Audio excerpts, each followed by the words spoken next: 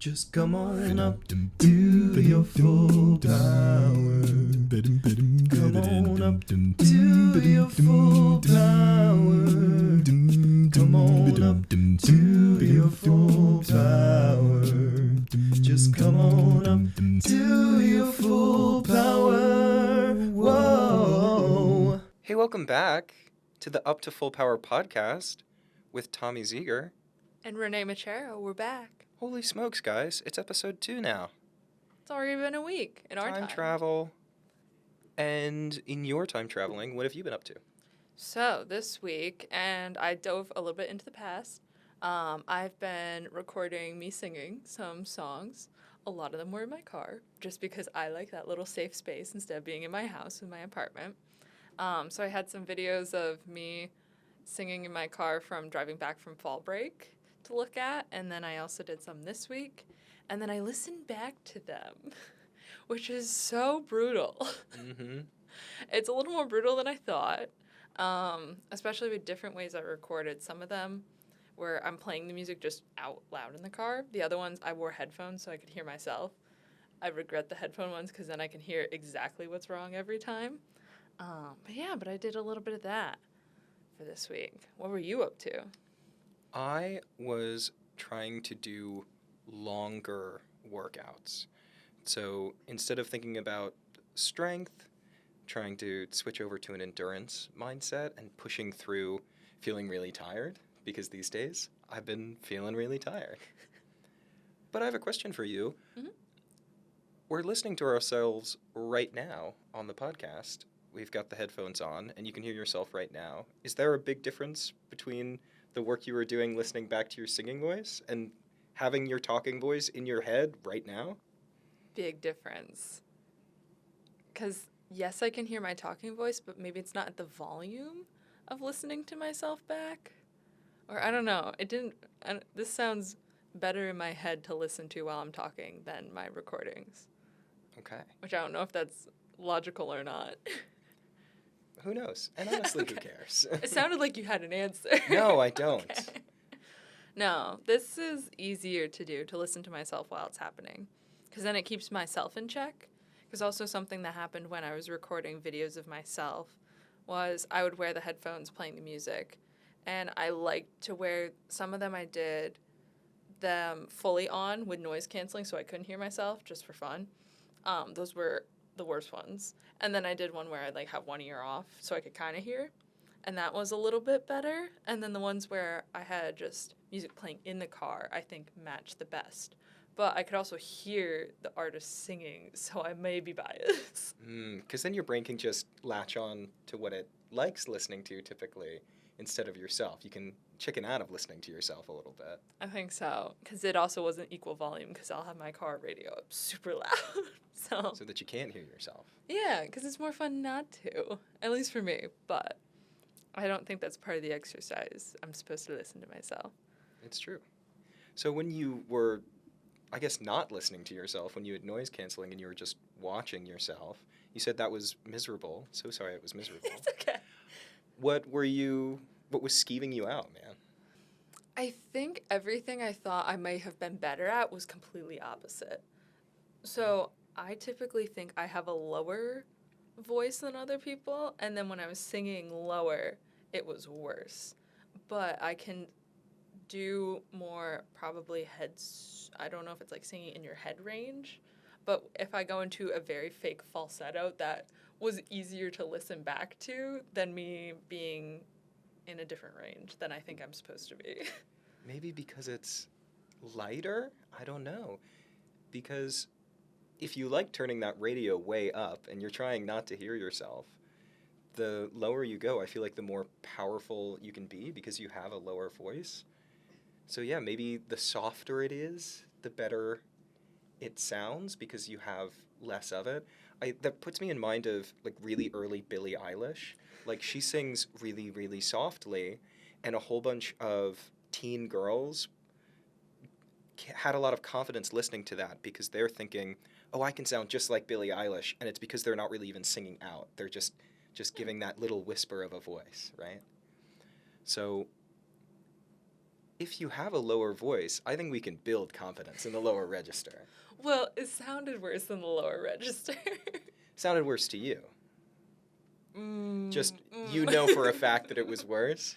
Probably. Okay. Also, because I could tell that part got tired way quicker. Because different parts of the video, I'll be in my car, like, and I can tell in points in time it's like later in the day I was recording something.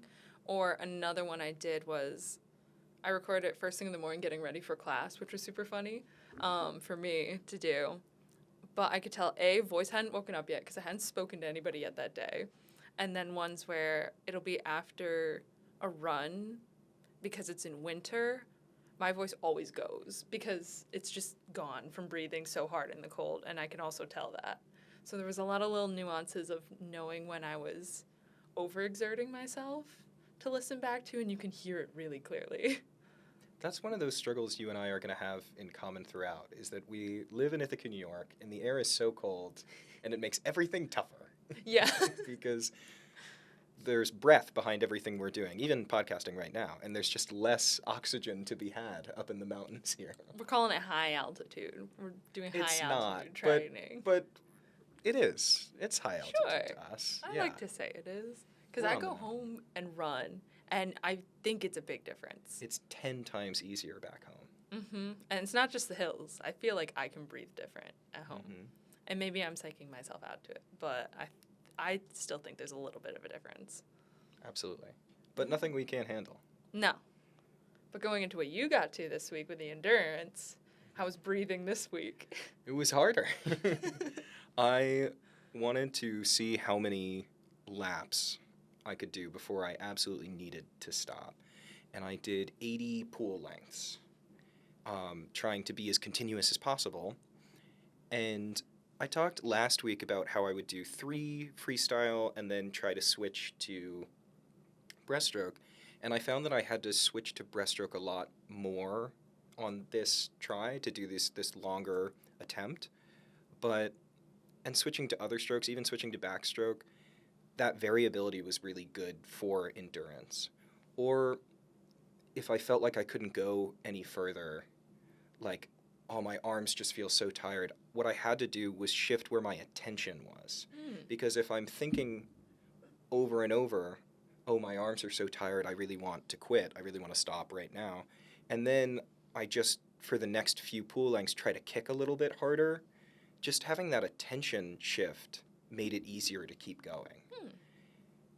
And I try to apply that to running. It doesn't work as effectively because when the legs hurt, and it's hard to pull it someplace else. Only one thing you got. Yeah. It's just the legs. Surprisingly, I've also had up here when I get back into running, like beginning of this semester, me and my friend, we went out, and the first thing we noticed was our arms hurt on a run, which I don't know if that was normal or not, but depends on how you position them, because some people don't move a lot, and that's supposed to conserve energy in your arms, and then some people swing like crazy. So there is sometimes nuances to help offset with that. So What school do you belong to in the arm swaying world? I distinctly remember in high school there was a lacrosse coach who commented on my form when running, because I don't think by any means I have perfect or the most optimum form.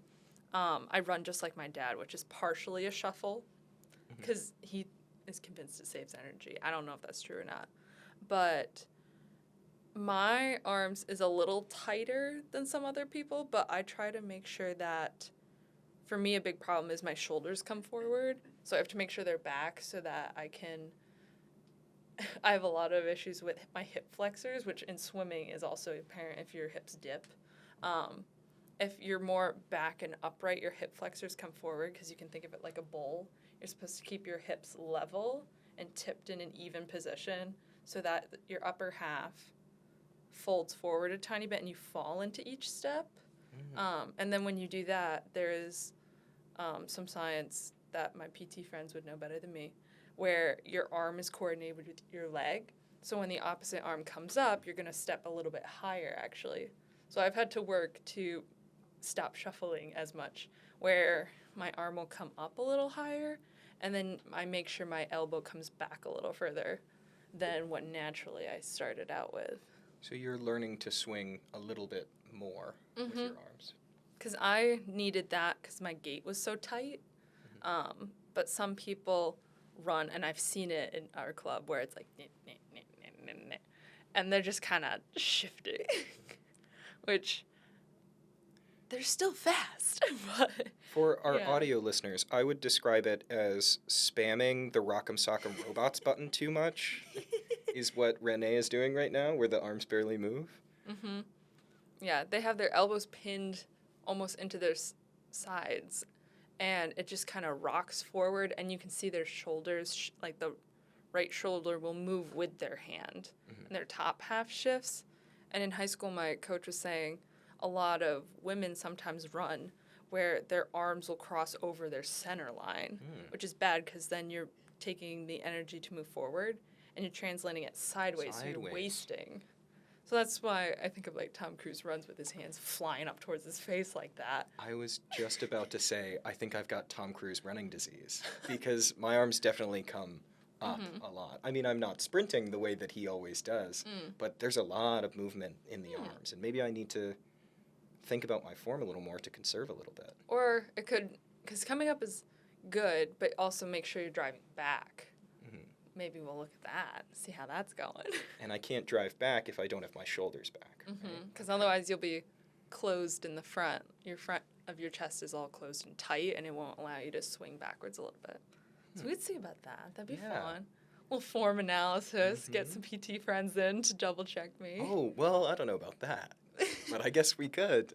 They're fun. They're pretty good about that. They give a lot of good advice usually. Things that unless you see it from an outside perspective, it always feels fine. The amount of racing photos where I'll look at myself, I'm like, that doesn't look like I should do that. But I'm running really weird and tight, and I'm like, oh, it didn't feel like that, but apparently it is. So there's a lot of little nuances. I suppose if we're going to get a lot of people watching you sing, we should be having people watching my form. Well, that would also come from injury prevention standpoint. Because if you're going to be doing longer distance with it, if you're working the same muscle in the bad way, that's not going to help. Or sometimes you're not even going to be working a muscle that you need to be working if it's not activated the correct way. So then the training isn't going to be as effective, and then the day of, the one's going to tire out a lot more quickly. Because you'll use muscles that you've trained when it comes to a race. But let's say your arms, you only train them to go forward and not come back as much in a swing, then it's going to fatigue going forward, but you might have needed that in the swim. So you can balance out which muscles you're using. And if I'm thinking about this form, which I will, I'll start doing it. If I'm thinking about this form, it can be another point of distraction where it's like, wow, this really hurts, but am I thinking about my shoulders? That's what I do, because sometimes I've asked people of what do they think about while they run. Some people don't think, some people do think. Even there's times when I'm playing music or not where I'm focused on every movement my body's doing, which can get a little scary if you're hyper aware of it. But for me, it helps because I've known things that I should do, so I try to make sure like my knee doesn't overextend my ankle for a stride length if I'm touching up on that. And then it's distraction because you're like, okay, this step, this step, this step. And it's really repetitive, but that would swim too because I've had issues where people are like, oh, you're overcorrecting. So then I'm thinking about that, and then I'll rotate what I'm fixing through. Because there's an observable difference for me in how much I can do based on how much I'm distracted by what I'm listening to. So I couldn't just have silence, and I can't be not thinking about anything. But if I am listening to a song that I really like, I'm probably going to go a lot further than if I were listening to an album for the first time. Or I've noticed that when I listen to traditional workout music of like rage and punk and rock, I am not as distracted as a song that has a really good groove that I can get lost in. So even those classic motivational songs aren't distracting me the way I might expect them to. And the best distraction thing that I've listened to was one time I was watching a YouTube video about an obscure law case, and I was listening to one lawyer talk about law, but I was so interested in the case that I ran 6 miles Yep. and then looked down and was like, I've never done that before. That's a 10K, and that's what I'm training to now. Mm-hmm. So being so invested in this thing that no one listens to when they're running, and no one should, because it's what? It's one guy in a suit in an empty room, and it should not be entertaining. But it was enough that I could do a lot more than I typically could. So the power of distraction Mm-hmm. in going a long time. And that speaks to when you're not distracted, when you're just repeating that idea of, I need to stop, or I'm not able to do this. That's an even more powerful influence. That's what stops you from doing the thing that you think you might be able to or that you want to. Mm-hmm. You almost have to convince yourself to forget that you could stop. Like, don't make it an option. Mhm. It's, I'm going to see this through to the end, and then we'll evaluate it, even if it's bad. Sometimes I've had to do that. Sometimes I tell myself, well, I'm not really able to stop until I hit this milestone of either minutes or miles. And when I do that, sometimes I arrive there and realize that I can keep going. Yeah. And the feeling from 5 minutes later is better than the feeling now. Yeah. So just get there. Get to the little goal and then find out that you're fine. We love little goals. Mm-hmm. And then you just keep building on the little goals. And then you can go forever. Yeah. Or you get hurt because your shoulders are too far forward. Well, we're going to avoid that part. Yes, okay. We're avoiding that part. Positive yelling. That's not the right form. No, You're going to break. That's where stretching comes in. Yeah. So how's stretching? Have you done stretching for anything to help with fatigue? I stretch before I run. Okay. I should stretch before I swim. Mm. I should stretch definitely before I cycle. Mm. And even on the running, I could stand to do more. So how much do you do? I have a criminal answer of I almost never stretch before I run, usually. Scandal. I know. In our running club, we used to joke around that nobody wants to stretch. But I have found for a lot of exercise building on itself, I'll do a little bit of a warm-up, mostly to make sure the correct muscles are activated for me, because I've had a hard time where my left side is stronger than my right, because I have scoliosis, so it's literally out of balance. One side hits the ground before the other does. So I try to incorporate things that are going to make sure both muscles work a similar amount, and I make sure that's like when I run, that my right side is going to be doing equal effort to the left, so it's not a little bit unbalanced. And then I still do a bit, but stretching afterwards was more important for me than before. Like night before going to sleep, I would stretch and roll out and have one of the roller things for my sore muscles, because that was a lifesaver. Yeah, because if I lay down for a long period of time at night without stretching beforehand, everything's seized up. Mm-hmm. And then it's tight the next day, and if it's tight, it's going to be 2 times harder to start up again. Do you feel like you move more sluggishly if you tighten up overnight, just in your day-to-day? Not quite sluggish, more if it's stiff, I won't physically move as much. Like, there's been times if I'm getting up from an exercise standing up, I'm leaning on a table because certain muscles need support because they don't want to activate or work as hard. More in that range. Okay. Yeah, it sounds like it is powerful then to do after, in your case. I know we should do before and after, idealistically. Mm-hmm. Do you have a cheat sheet for stretching? I could give you a cheat sheet. I'd love a cheat sheet. That'd be good. If you give me a cheat sheet for singing, how I'm supposed to warm up, then I'll trade you for running. That's fair. They I will both take need a that deal. We both need warm up. Warm up, and then you need cool down. Yes. So that's how we'll trade off. Cool. You did 5 songs this week that you've listened back to or watched back a few of them. What was the worst one? Air it out on the pod right now. It's so funny enough, I did Champagne Problems twice because I thought it was funny to do it in different settings to see how it would sound. One of them was the older video when I wasn't quite concerned with what was going on, and then the other one was try hard mode, where I was pressuring myself because I knew I'd listen back to it. So I was like, oh, if I do this a certain way, what's it going to sound like? So I kind of experimented a little bit more with that.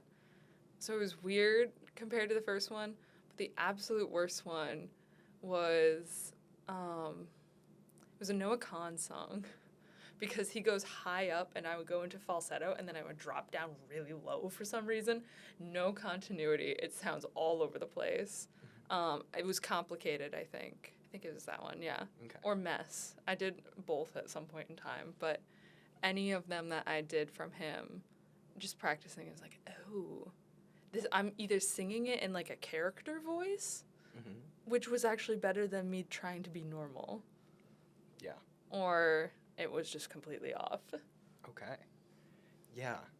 I can definitely see how having to make that huge jump can feel intimidating and create that all over the place feeling. A lot of guys, after they go through puberty and their voice drops down to baritone is the most common range for males, they get so afraid to do that jump. And you'll find that the baritone that's just gone through puberty, all of their favorite artists are Frank Sinatra, Michael Bublé, and Billy Joel. Oh. Because all of those men in a lot of their hits stay kind of in one little place. We talk about Frank Sinatra only having 3 notes in his register. He kind of sings in the same place for a lot of his songs. And so it's easier for people who have loved singing their whole lives, but then have to find a whole new voice after their voice changes. They find comfort in being able to stay in one spot. So I'm glad that you picked a song that makes you go all over the place a little bit more. That's good. Hold on to that. Okay. and try to sing more, because instead of thinking about singing well, like I'm going to sing this song really, really well, if you sang that Noah Kahn song again, like really confidently, like I don't really care how it sounds, I just want to feel really good, like it's the kind of song that I want to have a dance party to, and you just go for that really high part, maybe it won't be great for the voice, but just being able to jump up to a place that feels unfamiliar in the song and feel good about it, as opposed to, I'm singing this really well, that can be good for you. Even going higher was somehow easier, because I've noticed I can do that for a longer period of time. Like, let's say it's my random 3-hour car ride back to school. I'll gradually get higher because I don't have any normal voice left. That's me just blowing my voice out also for fun, which shouldn't be for fun, but... It can be. Because if you want to perform in front of people and you give your whole heart to the performance for those 3 minutes, then you're not thinking about the recovery. You're not a professional singer. That's the whole point. Yeah. Not a professional. Vocal health is something that people who are vocal professionals, they care about, but if you want to be able to sing in front of people and it takes just going for it in a way that might not be something you can preserve for a really long time, that's fine. You're still being yourself. That's true. Yeah. Is there a way to find a range that is my natural range? Like, what does the process look like for that? Yeah, I would say most singers have a 1.5 to 2 octave range that's really comfortable. And we can do a test with the piano where we listen to you moving up and down scales, and we can get a good sense of where your tone is really confident, and then your pitch is centered with the piano. And you'll start to hear more and more strain as we move past that threshold of where that 1.5 to 2 octave range. And it might even be more. My mom has like 4 octaves of range, and she just sings for fun. But I come in around 2. And I think we could do that. Okay. And it would give me an opportunity to hear more of your voice, because I haven't really heard a lot of it yet, and that's got to change. I know, I'm doing a great job hiding it so far. And I'm doing a great job of hiding my running and cycling. And that's so true. Another pact that we will make this week is I have to see more of you and you have to see more of me. Okay. Well, we're starting it off strong with tomorrow is a swim day. We're going to do a swim. Everybody's at practice tomorrow. Mm-hmm. Even I'm going in the pool after a year. So, Our creative director, Lauren, is going to be there. mm-hmm. And she can help us with form, too. Yeah. It's going to be great. We can see Swim her. form. She's right over there. So we'll be doing that tomorrow. mm-hmm. And we should go for a run as well. Mm-hmm. And we'll have to sing to entertain ourselves and distract ourselves on a longer run. So I'd probably have to hear your voice then. Okay. Well, it'll be in cold air scratchy version. Well, if you want to go inside, We'll to run preserve our voices and all that. the indoor track. Indoor track. Yeah. We can Okay. do that. Cool. We can make that happen. Making plans. That's our plan Yeah. for the week. Sweet. That's our recording session. Woo! All right. Let's go back to Taylor Swift. Oh, Because okay. she sings Champagne Problems, right? I have Yes. that right. So you did it twice, I did. and you said the second time was it like a try hard mode? Yes. First time I was more light in how I sang it. The second time I think I was trying to think about how my voice was being projected while I was singing it. Because first time I was surprised because I was assuming it would have been flipped because it was in my car by myself. Mhm. And I was lighter singing it as my voice goes right now. And then the other time was just in my apartment where I knew nobody was home because I didn't want to annoy my roommate with being like, I'm singing Taylor Swift in the house. But it just came off very different. I have a guess for what I think would be your idea of the better take between the two. Mm-hmm. I would think the first take would be better because the quieter you are, you might feel like you have more control, and I know control is important to you. And then the second time, if you are in try-hard mode, I think you're going to start overthinking. So what did you feel was the better version? The one in the car or the apartment? Car, when it was Okay. lighter. Because if I try too hard, I feel almost closer into just loud speaking / not yelling range, but I know I can project a yell very loud. Mhm. So I could get caught up in that if I'm not paying attention. I have two things that I think should be applied here. Go for it. The first one is I think you need to get out of your head and into your body. When I work with students, high school students, in their a cappella vocal stuff, when they're overthinking, they like tense up. Mm. And great voices become meek little voices. And just if you have an idea of where the line of the song is going, like if it's building and getting higher and getting louder, if your hands just kind of follow that up Mm. and your body is moving with your voice, it does so much to take you out of your head and let your voice just kind of go. And when you do that, 9 times out of 10, it makes for better music. And it feels like a really simple solution to just try to get into your body, but it really works. And so the car is great, but He's it might not be the place. He's taking away my car. Yeah, I'm taking away the comfort zone because You you're a took away car singer. My safe space. Sorry, No. because you can't move as much. And You'd be surprised. well, this podcast does not endorse distracted driving. No, I'm parked. I just like to sit in my Oh. car. Well, So I'll that go- we can work with. I go on a little drive and then I park with a pretty view. Hmm. I've done that for ages. I love doing that. So, Well, that we can work with because the Okay. arms can move when we're in park. okay. This is why I tune Tommy bops. Mm-hmm. Go like this. You just Go to side, side to side, up and down a little bit. never stationary when I'm singing. That's true. Not ever. Or in class. Mm-hmm. Always, well, yeah, sometimes. I can be a statue, so Mm-hmm. apparently we're working on that too. Okay. Yeah, we're going to get you moving. All right. And then the second thing is acoustics matter. So why do we have the phrase shower singers? Why do people sing in the shower? Because all of your sound is bouncing off the wall and bouncing right back at you. And it's bouncing off the walls, ping, ping, ping, ping, ping. And the acoustics are just lovely in the shower. And that's where people are most comfortable because the acoustics happen to be good. Another great place to sing, if you're not singing like a really fast song, especially if you're singing a choral piece, everybody loves a stairwell. every single a cappella TikTok in your feed, people are sitting in a stairwell. Why are they doing that? Because the acoustics are just better. And so if we want to build confidence, one thing that we can do is just put you in an environment where you, purely because of the acoustics, are convinced that the sound quality is better.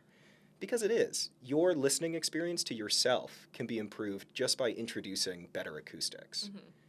And the vocal performance is the same, but the listening experience is completely different. All right. We got a stairwell challenge. We got a stairwell challenge, and the only stairwells that I know are the very public business school where people are always going up and down. I know of some other ones, but apparently we're going to use that one. Maybe. Maybe we will. Maybe we'll work up to that one. Okay. The middle of classes, everybody's going up and down. And we're doing some Noah Kahan. Why not? Is it Okay. Kahan or is it Khan? I've always said Khan. I think it's Khan. I've heard Kahan, though, Drat. a lot. There's an H in there. There is, but there's also a D in my last name. And But I do pronounce that incorrectly. no, I say your name very wrong. how do you say it? I don't want to do it now. Okay, we don't have to do it now. Renee Mancharo is what I say. You don't say it in a way that I clock it, though. Okay. But acoustics and moving the body. Oh, yeah. That's what we got to start working on. Moving and grooving. And for me, it's form and stretching. Yeah, we're just going to look into it because I have no idea if you think you have good form or don't. I don't think I have good form, but I would love to surprise us Yeah. with good form because maybe I got it. Not expertise, but a little bit of experience. Yeah. And that's what we're all about here at the Up to Full Power podcast. Yeah, and get a little reference point if we pull in some people who are a little more expert than us, Mhm. have a little bit more knowledge in certain areas, because that's why we also lean on other friends. Your So. PT buddies. PT buddies, you have a whole realm of music world to tap into. So. Yeah. We'll phone up some friends. Yeah, that's why we got the next steps going into next week. We already made a plan. Gonna go run and sing, Yep. be in staircases. Be in staircases. Hope some strangers come by and go, whoa, singing? Let me give them a few dollars. Wow, this is some professional work that I'm hearing right now. So now I'm making money on this side. Mhm. Well, why do we do things that scare us? For profit, no? Oh, for like intrinsic. You're supposed to feel good about it. Oh, okay, remember? yes. You're building yourself. Not a profit motive. I mean, some people turn it into that eventually. Mm. That's why there's a million books. And honestly, big shout out to the book, David Goggins' book. He just made a book about exactly that, which I think is a great book. He's the Ultra Ironman guy, right? I mean, there's a bunch of ultra Can run for Ironman. 1,000,000 miles. Basically. Yeah. Yeah. He's the #1 try-hard person Okay. of you get no excuses in life ever. Your excuse is coming from yourself. It's the most beat you down version Okay. of like you have nothing you can fall back on. I want to hear this guy's singing voice. I'd be scared too. Because he sounds like an army Drill sergeant? Yeah, like a Oh, drill sergeant. boy. Which is what I feel like sometimes because I know how to be yelling out loud at practice while running. Mm. So, yeah, I don't know how his singing voice would be. But you're picking a lot of soft songs for your area of comfort. That's true. I don't know. I have fun, like peppy songs are fun, but I do like, as weird as it is, sad songs because I don't think about lyrics when I listen to music, which I've run into a lot of issues with or a lot of disagreements with people because they'll be like, you know what you're singing right now? I'm like, no. Just sounds good in my head, like happy tune in my head. That can be good, though, if you're thinking about the way the musical line moves as opposed to the words themselves. That's something that makes it easier to get out of your head, thinking about the story that's being told and what you're saying, and it gets you into how does something move, how does something feel, and that's something that's more bodily than thoughts. And even with running, to tie it back to you were listening to music while swimming and also running, I kind of have two different playlists I might tap into for it. One being some people use a beats per minute playlist if they want to hit certain paces, which is fun because then everything you hear is going to encourage you to go faster if you're not quite at that rate. That one's always fun.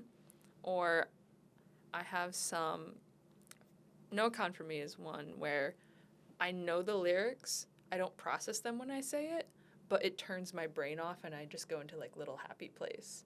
So if I need to just move for, let's say, 2 hours at a time, put on shuffle his discography,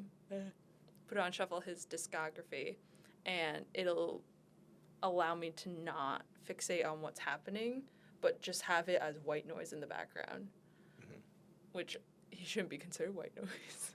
But sometimes different songs work that way in my brain, so. And if you're not listening to the lyrics, then it's white noise in a way. Not intelligible in the way that words are. But it gives you the space to fix a little bit more towards form or anything else you want to be thinking about. So I don't know if that helps, or you have a different version of a playlist now to look into. Maybe. I've tried the BPM playlist before, and what I find is the monotony of those songs at similar paces brings me back to, ow, this really hurts. Time to stop. Okay. So the variability, I think, is always good for me, because I don't have that runner's mindset of just keep pushing the same way, drive. I have, if I can move my attention someplace else and keep up that variability, then I could go for longer. Interesting. Because for me, I take it as tempo.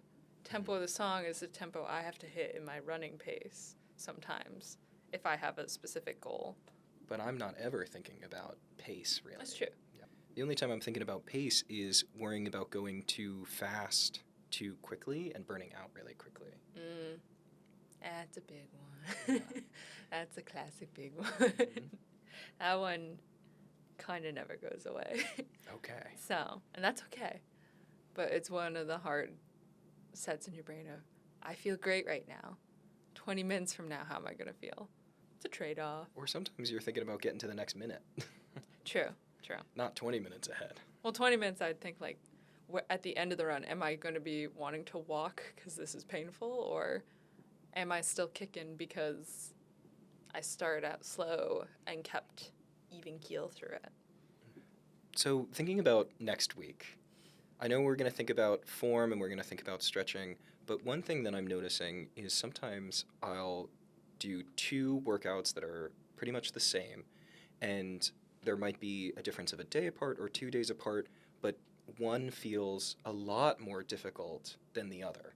But it feels like the same level of exercise or strain, and it can be really damaging to motivation, where it's like, I just frustrating. I just did this, and shouldn't it feel a little easier now that I've done it? Why is it feeling so much harder? Okay. Well, if we take a step back from that, do you want to outline what those looked like in terms of workouts? Like, what were the specific things happening? Yeah, there are some days where I can do a 5K and it doesn't feel like strenuous. And then there are days, usually in the mornings after I've just woken up, where getting to the first mile feels really difficult. It starts to make the 5Ks feel less valuable, which I know they shouldn't, but when I'm struggling to get to a mile, it's like, what is happening? I was just able to do it. I know that energy comes and goes in waves, and there's only so much that my body can give in a given week. And it's not just this one thing I'm doing. I've got a whole life outside of trying to do this triathlon. But the variability in what I'm able to do can be frustrating. That makes sense. It happens probably more than you let on even, too. There's definitely even micro moments during, let's say you're running a 5K. First half of mile 1, you might have that, and then again at like mile 2.5, somewhere in the middle. And something that helps me through that, at least, is thinking about how it's a little bit of just a science of everything you put into your body beforehand or prep for it is going to be payback in the outcome. So there's so many external factors which are in and out of your control, and sometimes the ones that are out of your control is what could be affecting it in the moment. So like a hard lesson I've had to learn is like, oh, if I'm not doing good today, I have to give myself grace and not overextend myself. But I can, if I take that space, I could come back better next time I do something. Because I could end up overworking myself to get back to that place where I feel like I've already been and maybe should be. And then maybe the next one's even worse. And then getting to a half mile is more difficult because I burn myself out trying to be consistent. Eventually, the pattern of learning yourself and what you can take. Of, oh, this day maybe I'm not doing good, but that doesn't mean 2 days down the line I might be better suited for it. Like, what if I have 5 things stressing me out today?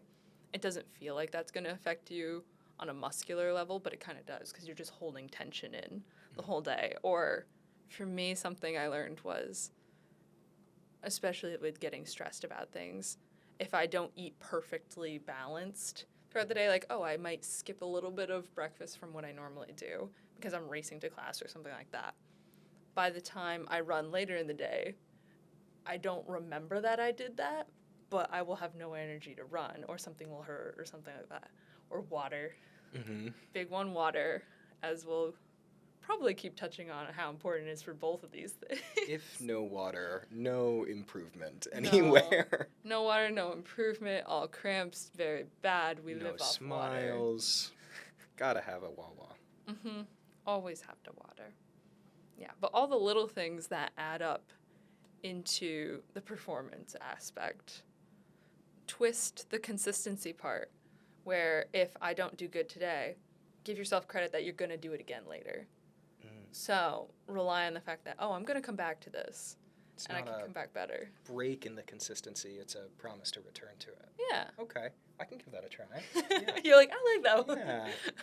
And then with singing as well, you said sometimes there are stressors that we're not thinking about from other things that live in the body.